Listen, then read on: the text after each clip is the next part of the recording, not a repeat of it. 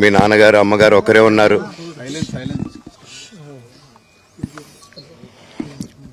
మీ నాన్నగారు అమ్మగారు ఒకరే ఉన్నారు. మీ అన్నయ్య ఏమో దుబాయ్కి షిఫ్ట్ అయిపోయాడు ఫ్యామిలీతో. మీ వైఫ్ ప్రెగ్నెంట్గా ఉంది. తనకి తల్లిదండ్రులు లేరు. తనకి ఇప్పుడు మీ అమ్మ అవసరం ఉంది, పెద్దోళ్ళు అవసరం ఉంది.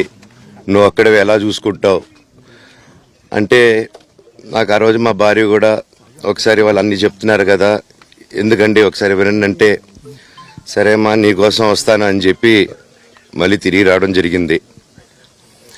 అండ్ నేను ఈరోజు నా గురించి ఆరోపణలు వేస్తున్నారంటే అది నేనేం చెప్పలేను.